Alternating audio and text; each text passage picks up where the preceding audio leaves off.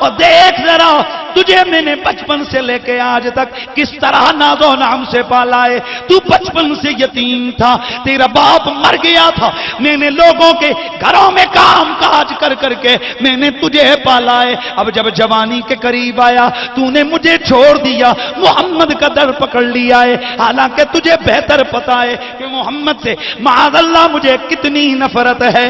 اللہ اللہ. بیٹے نے کہا ماں مطلب کی بات کر. کہا بس عبداللہ اگر تو محمد کو چھوڑے گا نہیں, میں اسی طرح احتجاج میں بغیر کھائے پیے مر جاؤں گی. اللہ اللہ. جناب عبداللہ نے فرمایا ماں کیا یہ تیرا آخری فیصلہ ہے؟ کہا ہاں ہاں میرا آخری فیصلہ ہے. کہا پھر میرا فیصلہ بھی سن لے. میرا بھی سننا, پھر میں کیا کہہ رہا ہوں. کہا بول کیا کہتا ہے. کہا یا اماں لو کانت لکے میں تو نفس فخرجت نفسا نفسا. میری ماں اگر اللہ تعالیٰ تجھے نہ سو جانے دے 100 زندگیاں, فخرجت نفسا نفسا, تو ہیک کر کے اسی طرح مری جا. یہ تو ایک زندگی ہے نا تیری, تو 100 زندگیاں اللہ تجھے دے اور 100 دفعہ میرے سامنے اسی طرح ایڑیاں رگڑ رگڑ کے مر جائے.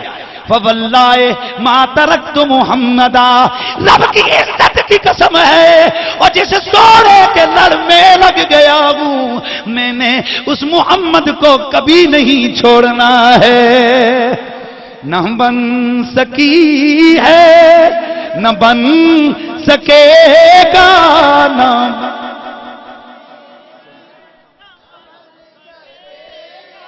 مثال تیری جواب تیرا, تیرے میرے نبی کا ہر عضو رب نے معجزہ بنایا ہے. اور وہی چہرہ ہے. میں ایک ہی آخری ایک پیار کی بات بتانے لگا ہوں کہ نبی کے غلام صحابہ کتنے سرکار سے پیار کرتے تھے. اور یاد رکھو نبی کا پیار ہی کائنات کی سب سے بڑی دولت اور نعمت ہے. افسوس تو یہ کہ ہمیں اس لذت عشق حبیب کا پتہ ہی نہیں ہے, درد ہی نہیں ہے دل میں. درد ہو تو پھر پتہ چلے نا سرکار کا پیار کیا ہوتا ہے.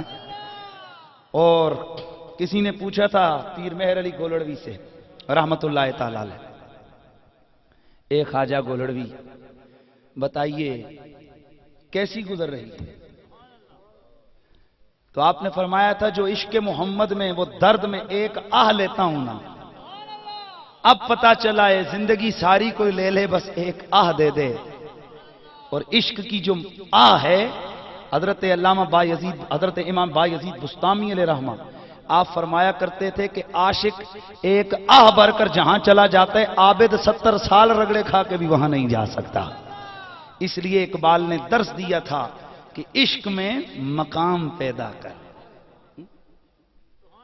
عشق میں محبت میں مقام پیدا کر. کیوں؟ جب تیرا یہ مقام ہوتا ہے نا تو پھر اقبال یہ کہتے ہیں در دشت جنون من جبریل زبوں سے دے یزداں بکمنداور, اے ہمت مردانہ.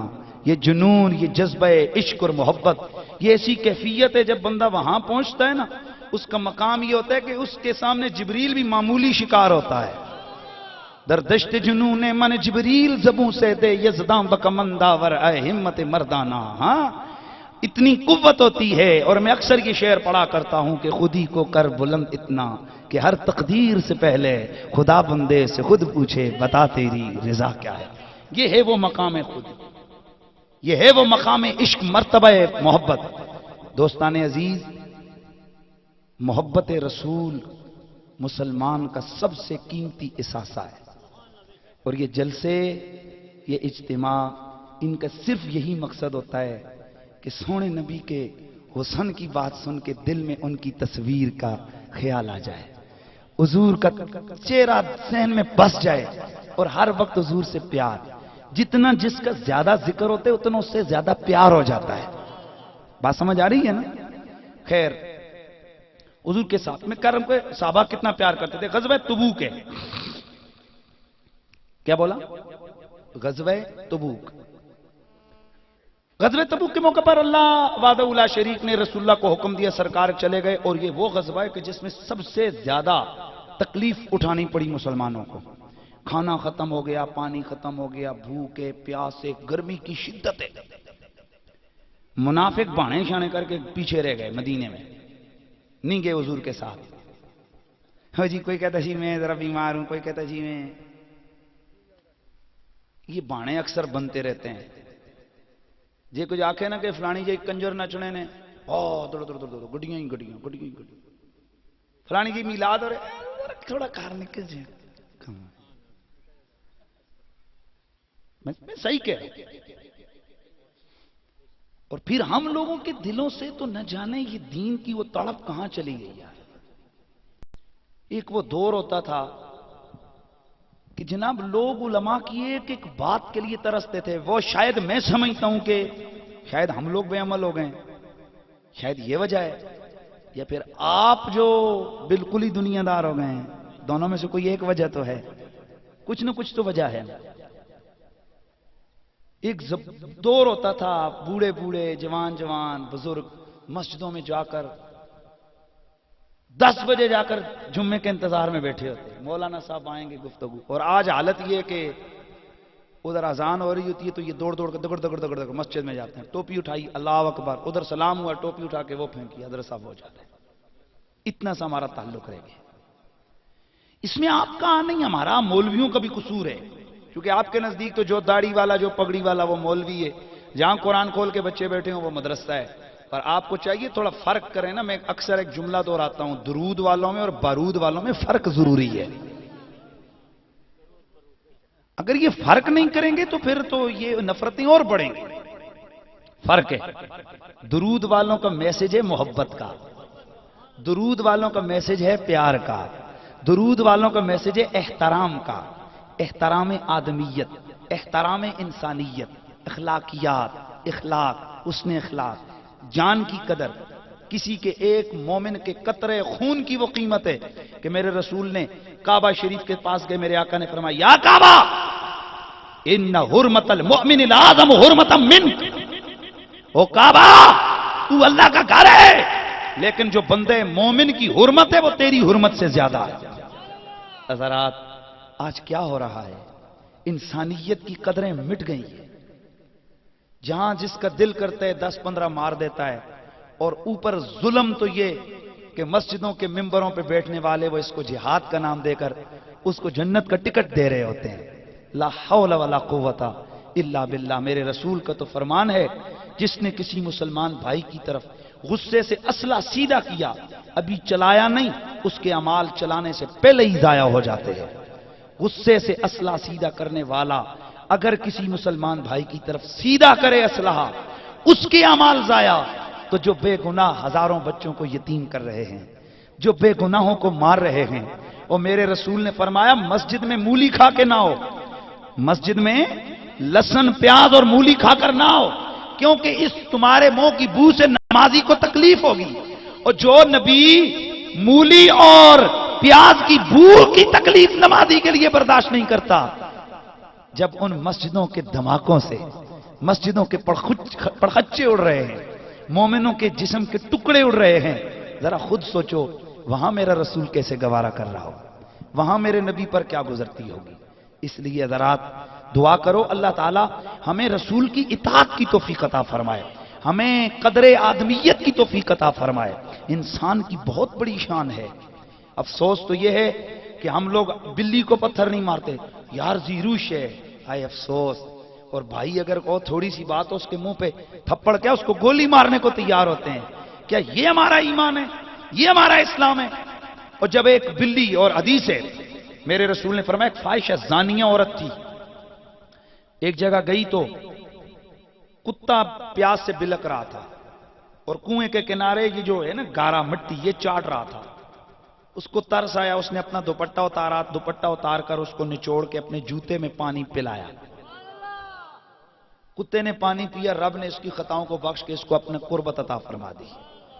علماء یہاں لکھتے ہیں اگر کتے کے بچے کی، کتے کا بچہ پلا، اگر کتے کے بچے کو جو پانی پلا رہے اس کی تکلیف کو دور کر رہے ہیں، اللہ اس فاحشہ کی خطاؤں کو معاف فرما رہا ہے، تو جو انسان کے بچے کی خدمت کر رہا ہوگا، جو کسی مومن مسلمان کی مشکل کو حل کر رہا ہوگا، اللہ اسے کتنا اجر عطا فرمائے گا۔ اس لیے دوستو، میلاد کی یہ بھی ایک میسج ہے میلاد کا کہ میرے نبی آئے تو کائنات سے ظلمتیں ختم ہو گئیں، ہر طرف بے سہاروں کو سہارے ملنے شروع ہو گئے کہ اب آ گیا ہے آمنہ کا چاند، اور کائنات کے اندر امن و استحکام اور امن و قدر آدمیت کا پرچم بلند کرے گا۔ تو ہم اس نبی کے میلاد کرنے والے ہیں، دعا کرو اللہ تعالی ہمیں میلاد کی روح کو سمجھنے کی توفیق عطا فرمائے، ہمیں اس میسج، یہ جو دین ہے اس کو سمجھنے کی اللہ توفیق عطا فرمائے۔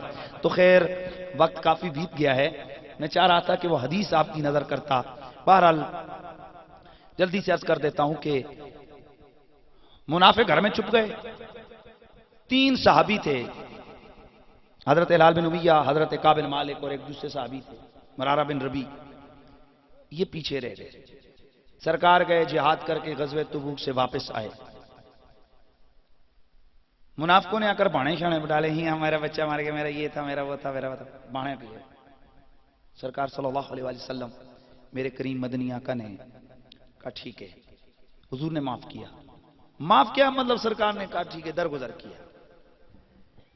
یہ جو صحابی تھے انہوں نے سچ سچ بتا دیے جی کہ اصل میں ہمارا کچھ اس طرح کے گھریلو معاملات میں الجھے تھے، اور پھر لشکر آگے چلا گیا، ہم نہیں جا سکے۔ میرے نبی نے فرمایا کہ جب تک اللہ کی طرف سے کوئی حکم نہیں آتا ان سے کوئی بات نہیں کرے گا۔ حضرت کعب فرماتے ہیں حضور کا یہ آرڈر ہوا، قرآن کہتے ہیں نا ضاقت علیہم الارض بما رحبت، زمین ان پر باوجود کشادگی کے ان پر تنگ ہو گئی، جس کی طرف جاتے ہیں وہ منہ پھیر لیتا ہے۔ سگے بھائیوں نے بات چھوڑ دی، ماں اور بیٹوں نے بات چھوڑ دی، سارے رشتہ داروں نے چھوڑ دی۔ حضرت کا فرماتے ہیں کہ عثمان ان کے کوئی چچے کا بیٹا کہتے ہیں ہمارا اتنا پیار تھا کہ ہم آپس میں کھانا بھی ایک دوسرے کے بغیر نہیں کھاتے تھے۔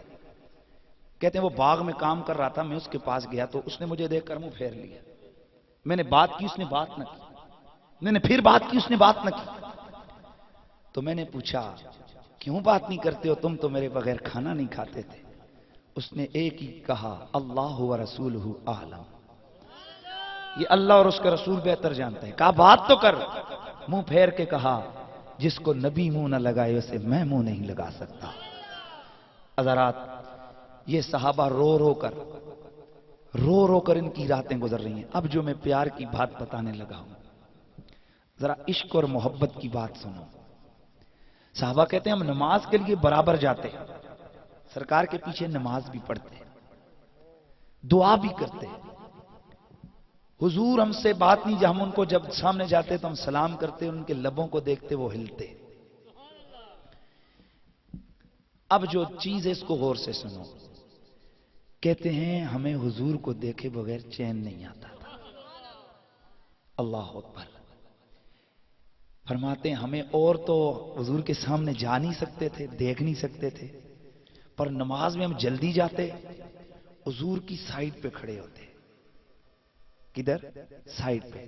تو کننا سارقۃ النظر، حضور نماز پڑھا رہے ہوتے، ہم پلٹ کے ان کے چہرے پہ دیکھ رہے ہوتے۔ یہ سوچ سن رہے ہو، یہ صحابی نماز پڑھ رہے ہیں، کیا کر رہے ہوتے؟ حضور نماز پڑھاتے، ہم آقا کے چہرے پہ دیکھتے اور چوری چوری دیکھتے۔ آئے ہائے سبحان اللہ کی آواز آئے۔ اب غور کرو یار، یہ سرکار کا کتنا پیارا چہرہ تھا کہ جس چہرے کی دیدار کے بغیر صحابی اور موقع نہیں ملتا، نماز کے اندر بھی ادھر دیکھتے ہیں۔ اب یہاں کوئی پوچھے جی کہ وہ نماز پڑھ رہے تھے کہ نبی کا چہرہ دیکھ رہے تھے؟ پتا چلا عاشقوں کی نماز ہوتی ایسے ہے کہ سر خدا کے واسطے دل مصطفیٰ کے واسطے، یہ عاشقوں کی نماز ہے۔ کہتے ہیں کہ پھر انہیں جب دیکھا کہ کوئی بھی منہ نہیں لگاتا، انہوں نے اپنے آپ کو ستون کے ساتھ رسیوں سے باندھ دیا، کھانا پینا ختم، اللہ کی رحمت جوش میں آئی، پیغام آیا میرے حبیب میں نے ان 3 کو معاف کر دیا۔ سرکار نے فرمایا جاؤ جا کر انہیں خوشخبری سناؤ۔ اب ذرا جملہ سننا، ایک صحابی دوڑے ہوئے آیا کر کہا کہ نبی پاک نے تمہیں معاف کر دیا ہے۔ اتنے خوش ہوئے، پاس اور کچھ نہیں تھا، کپڑے اتار کے انہیں دے دیے۔ کہا انعام میں یہ ہے، ہمارے پاس یہ جبہ، یہ کپڑے، یہ تو لے لے، تو نے اتنی خوشخبری سنائی ہے کہ رب کا رسول ہم سے راضی ہو گیا ہے۔ اللہ اکبر۔ انہوں نے کہا کھولیں، انہوں نے کہا نہیں، اب تم نہیں کھولو گے، اب وہی کھولے گا جس کے لیے ہم بندے ہیں۔ اب آ گیا نا، پیار آ گیا، اب پتہ ہے کہ رب کی حمایت مل گئی ہے، قرآن آ گیا ہے۔ کہا اب وہی کھولے گا کہ جس کے لیے بندے ہیں۔ صحابی گئے، یا رسول اللہ وہ تو بندے ہوئے ہیں اور کھلنے کا نام ہی نہیں لیتے۔ کہا کیا کہتے ہیں؟ کہا سرکار وہ کہتے ہیں کہ جب تک آپ نہیں کھولیں گے وہ نہیں کھلیں گے۔ میرے آقا آئے، آ کر اپنے گورے گورے نازک نازک پیارے پیارے ہاتھوں سے کھولا۔ حضرت کعب فرماتے ہیں حضور ہماری رسیاں کھول رہے تھے، ہم ان کے چہرے کی زیارت کر رہے تھے۔ حضرات یہ عشق ہے صحابہ کا، یہ پیار ہے صحابہ کا، اور یہی وہ میراث ہے ہم مومنوں کی جو ہم سے گم ہو گئی ہے۔ یہ جلسے، ان کا انعقاد، اس کا یہی مقصد ہوتا ہے کہ تاکہ حضور کا پیار ہمیں مل جائے، حضور کی محبت ہمیں ملے، اور اس نبی کی رضا اور خوشی کے لیے۔ دیکھیں اگر کوئی علاقے کا پولیس کا آفیسر ہو، وہ اپنے ماتحت سے کہہ دے کہ بھائی میں آ رہا ہوں یہ کام کر دینا، تو اس کو دوڑیں لگی ہوتی ہیں کہ میرے آفیسر کا آرڈر ہے۔ حضرات آفیسر کے آرڈر کے لیے ہم لوگ کتنی اتباع کرتے ہیں کہ دنیا کی تنخواہ کی ہمیں لالچ ہوتی ہے۔ تو جس نبی نے سینکڑوں دفعہ میں کہا نماز نہ چھوڑنا، نماز نہ چھوڑنا، نماز نہ چھوڑنا، ذرا غور کریں ہمیں اس کی بات کا کتنا لحاظ ہے، ہمیں اس کی بات کی کتنی فکر ہے۔ آؤ آج کے اس جلسے سے یہ عہد کر کے اٹھیں کہ انشاءاللہ اللہ تعالیٰ ہمیں توفیق دے، ہم ہر وہ کام کریں گے جس سے اللہ اور اس کا رسول راضی ہوگا۔ کہیے انشاءاللہ۔ اور پھر میرے نبی کا چہرہ سب سے سونا تھا۔ بس میں آخری میں کچھ جس کو کہتے ہیں نا گین کرنا، یہ جلسے سے گین کرنے والی بات ہے۔ میرے نبی کا چہرہ سب سے سونا تھا۔ آپ اتنے لوگ بیٹھے ہو، سونا کیسا تھا میرے نبی کا چہرہ کہ آپ نے سنا کہ ایک چھائی بھی نہیں تھی، ایک داغ بھی نہیں تھا، لیکن سرکار کے بال بڑے پیارے تھے، داڑھی کے گھنے بال، داڑھی آپ کی چھاتی اس سے بھری ہوئی۔ حضرات ہم نبی سے پیار کا دعویٰ کرتے ہیں، لیکن ہمارے چہروں پہ نبی کی سنت سجانے کا ہمیں توفیق نہیں ہے، اور ہمیں اس سے الرجی ہوتی ہے کہ یار خیر ہے وہ جی داڑھی رکھ کے بھی، تو لوگ جو داڑھی رکھ کے گناہ کرتا ہے وہ ایک گناہ کرتا ہے، اور جو داڑھی منڈوا کے گناہ کرتا ہے وہ دو گناہ کرتا ہے، ایک داڑھی منڈوانے کا اور دوسرا جو دوسرا گناہ وہ کر رہا ہے۔ آؤ آج سرکار کے محفل میں ایک تھوڑا سا ایک کوشش تو کرتے ہیں، جذبہ بناتے ہیں۔ کون کون ہے آپ میں سے جو حضور کی محبت میں یہ کہتے ہیں کہ انشاءاللہ جو داڑھی اس سے پہلے کٹوا رہے تھے اب کٹوائیں گے نہیں، اور جو منڈوا رہے تھے اب منڈوائیں گے نہیں؟ اپنی جگہ پہ کھڑے ہوں تاکہ اللہ تعالیٰ کرم فرمائے، سب پہ کھڑے ہو جائیں جس کو اللہ نے توفیق عطا فرمائی ہے۔ کھڑے ہو ماشاءاللہ، ماشاءاللہ، جس کو دیکھ کر ماشاءاللہ ماشاءاللہ۔ اور بھی دوست کھڑے ہوں جو یہ وعدہ کرتے ہیں انشاءاللہ سرکار کی محبت میں داڑھی اگر کٹوا رہے تھے تو کٹوائیں گے نہیں، اور اگر منڈوا رہے تھے تو منڈوائیں گے نہیں۔ کھڑے ہو جائیں اپنی ماشاءاللہ اپنی اپنی جگہ پر۔ یہ اتنا بڑا اجتماع اور اتنے سے حضور کے عاشق۔ رات کو یار میں نے ایک جگہ تقریر اسی آپ کے علاقے میں گیا تھا، وہاں پر الحمدللہ 90% لوگ کھڑے ہو گئے تھے۔ آپ میں اٹھے ماشاءاللہ ماشاءاللہ۔ جو ان میں سے کیا حضور کا پیار نہیں ہے آپ کے دل میں؟ تو چلیں جتنا ماشاءاللہ۔ اے نعت خان ماشاءاللہ ماشاءاللہ، اللہ آپ کو جزا دے، اللہ آپ کو جزا دے۔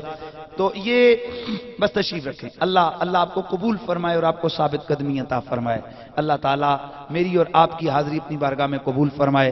میرے ساتھ مل کے ذرا اور یہ دعا کرو، اللہ تعالیٰ ہمارے بھائی مسرت نواز صاحب کے دنیا عقبہ کی بلائیاں نصیب فرمائے، اور یہ جو حضور کا ذکر کی محفل اللہ اس کو قبول فرمائے۔ ابھی گفتگو کے بعد فوراً نماز، اور نماز کے بعد باقی معاملات ہوں گے۔ میرے ساتھ مل کے ذرا یہی ایک نعرہ بلند کیجئے، نعرہ تکبیر، نعرہ رسالت، نعرہ رسالت، نعرہ حیدری، نعرہ غوثیہ، وآخر دعوانا الحمدللہ رب العالمین۔